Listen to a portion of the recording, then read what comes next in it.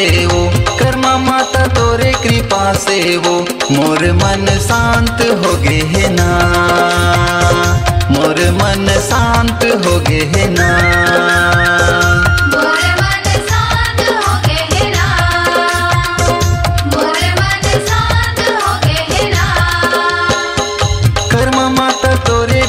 से वो, कर्मा माता तोरे दया से वो, मोर मन के आस हो गे है ना, मोर मन के आस हो गे है ना।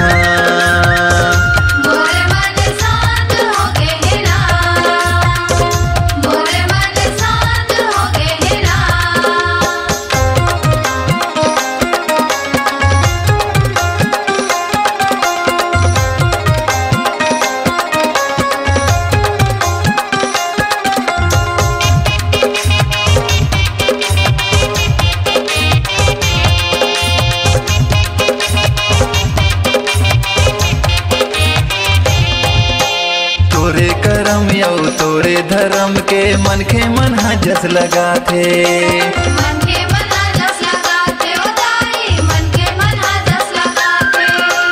तोला पाए बर वो हर माता मने मन हर साथे, मने मन हर साथे, ओ ताई मने मन हर साथे।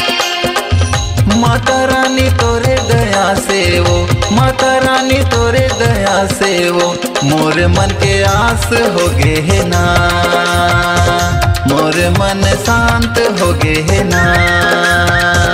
मोर मन शांत हो गे है ना।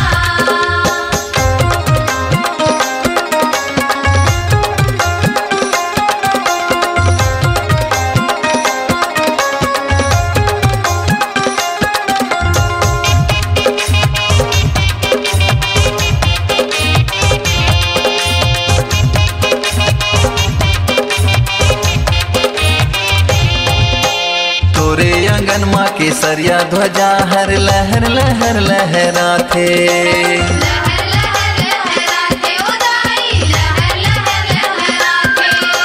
तोरे चरण माँ दानेश्वर साहू हर अपन नीर बुहा थे, अपन नीर बहाते, ओ ताई अपन नीर बहाते। कर्मा माता तोरे कृपा से वो, कर्मा माता तोरे कृपा से वो, मोर मन शांत हो गे है ना, मोर मन शांत हो गे है ना। मोर मन शांत हो गे है ना, मोर मन शांत हो गे है ना। कर्मा माता तोरे कृपा से वो, कर्मा माता तोरे कृपा से वो, मोर मन शांत हो गे है ना, मोर मन शांत हो गे है ना।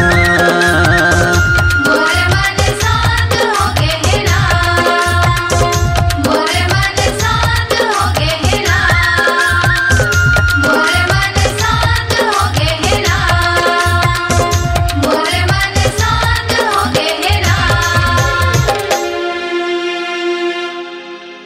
अपनी आवाज को दीजिए एक नया मुकाम।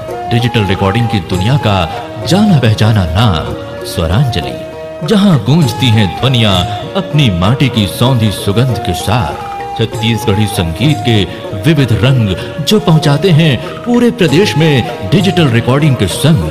स्वरांजलि स्टूडियो, नेमीचंद गली नंबर 2, गंजपारा, रायपुर।